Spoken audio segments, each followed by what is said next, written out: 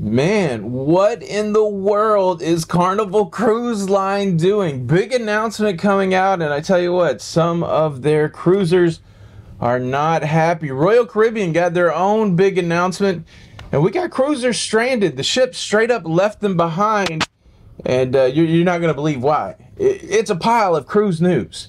Cruise news and my views. Let's talk about it.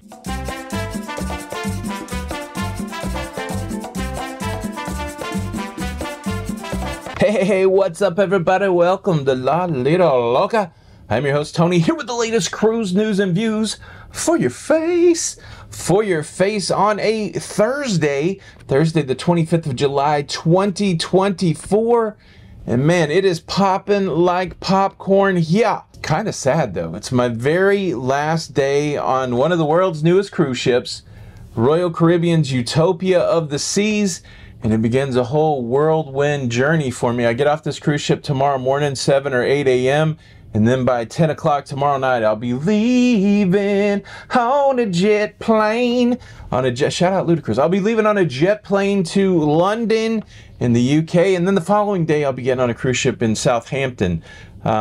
Yeah, I'm just looking forward to seeing my wife for a few hours. Cruise news story number one, Royal Caribbean. Ain't no stopping us now. They're just getting started. I think that was the quote that they put out. They released their Q2 earnings information, $4.1 billion in revenue. I guess it shouldn't be a surprise. We've seen demand for cruising continue to spike. Their occupancy rate for Q2 is 108%.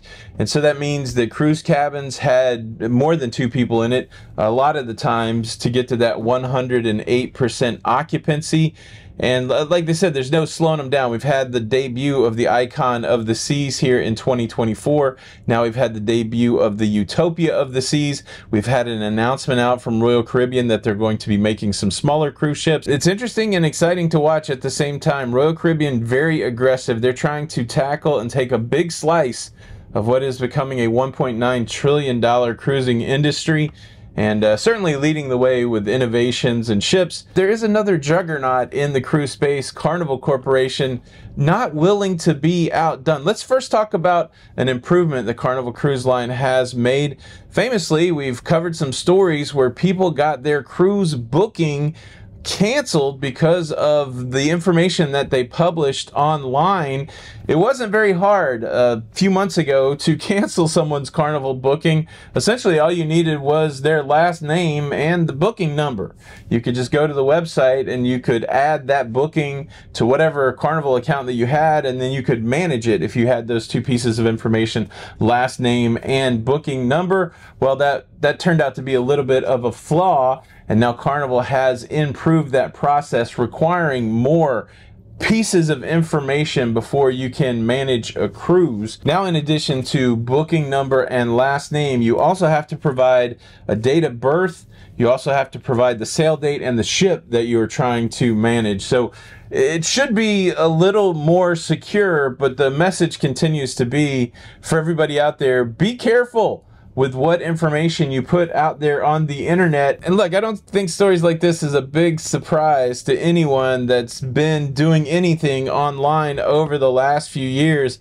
Just inundated with all kinds of challenges. I tell you what, I'm getting sick of dealing with these spam text messages and these spam emails because my personal data exists on the internet, and it gives people an opportunity to try to trick me into doing stuff. And look, there's always going to be bad people out there, but the challenge is they can get the data because of data brokers. Did you know that most of all of our personal information is housed all over the internet in data warehouses, data collected by marketers and recruiters and people searchers and all kinds of databases with our information? And ironically, all of our personal data does not have to live in those databases, but getting our personal data out of those databases can be hard. That's why I'm thankful for the sponsor of today's episode, Incogni. Incogni is a service that interfaces with these data brokers to get your your personal data out of their databases. It's a simple, low-touch process for you. You create an account, you authorize Incogni to work on your behalf, and they do the rest. They interface with the data brokers, they resolve any disputes, they give you a nice dashboard to show who they've interfaced with, where your data has been removed, and as time goes on, less and less of your personal data is out there on the internet. Now you can try Incogni for a discount. If you use my code LaLitaLoca at the link below, you'll save 60% off of your annual subscription. You could also scan the QR code here. You can go to the website www.incogni.com/LaLitaLoca to save 60% off of your annual subscription.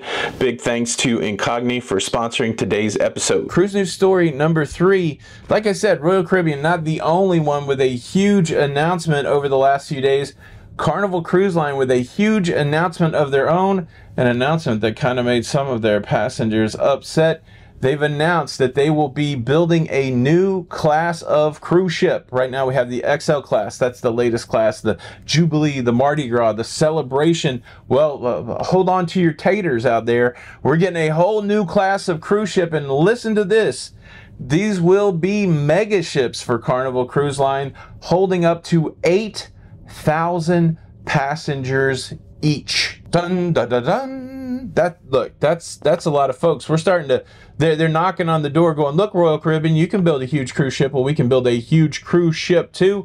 They're dang excited about it. The leadership over at Carnival, touting all of the new cool stuff they're going to be able to do. And some customers are not excited. They reached out to Carnival brand ambassador John Hield saying, what the heck? Can we not build some small cruise ships? We're not really digging these mega cruise ships. We don't want these big mega cruise ships. We want the small cruise ships. And look, I'm certainly not discounting the desire for a small cruise ship. We've seen Royal do it.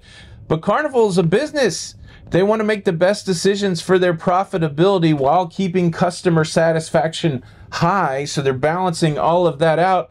And well, when pressed for an answer, Carnival brand ambassador, he laid the smackdown on people saying, hey, John, we would like some smaller cruise ships. You know what he said?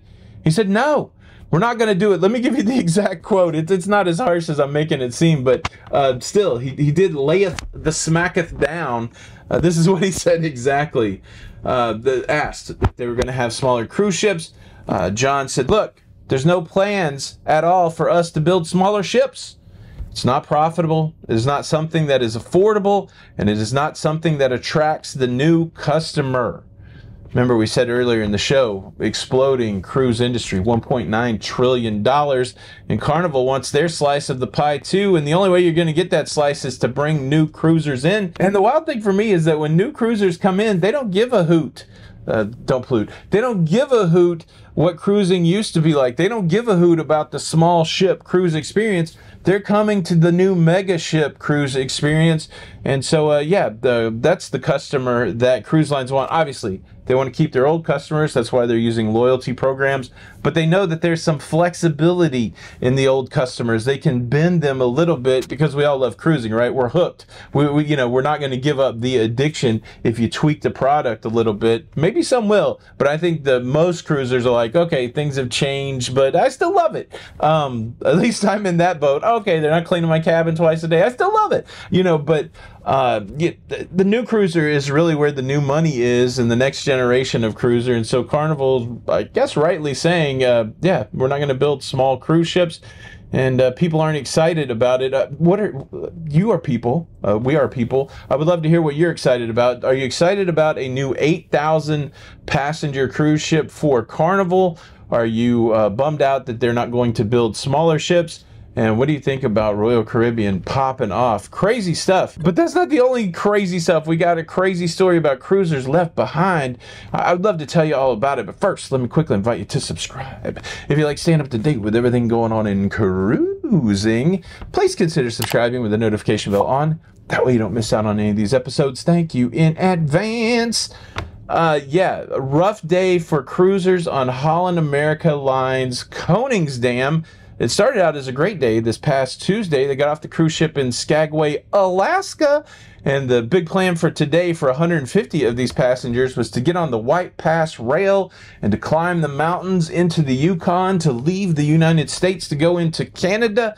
And well, when they were on that journey, there was a rock slide that took out part of the railroad track. Now, I've been up that mountain, and there's not a lot of room on the side of the mountain, and you get yourself a rock slide, that's not good. That's not good. And then to compound things, the rock slide overtook the track, and then they went on and it overtook the road.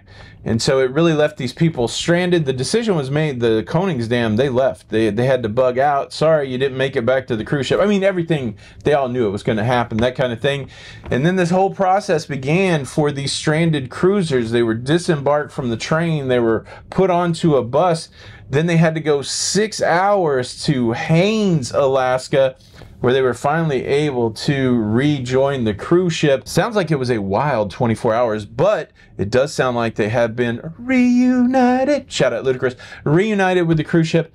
And yeah, all's well that ends well. Some people that were interviewed were like, what an adventure. This is amazing. I don't know that I'd want to be up on the train when the rock slide happened. Rock slide is going to hurt.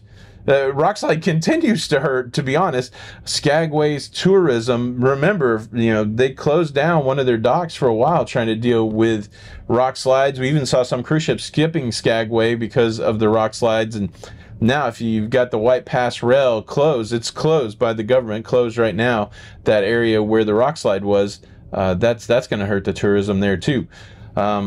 Is Mother Nature rejecting the cruisers in Skagway? I don't know. It's a crazy time. Look, big thanks again to Incogni for sponsoring today's episode. Make sure you protect your data. Hit those links. And I'm very sad. I just have to pack all my stuff up and get the heck out of here. For the last time from the utopia of the seas, at least in this news capacity, this is Tony for La Lido Logan. Until the next time, we'll see you on the Lido. Bye. Cruise news, cruise news, cruise news, it's over.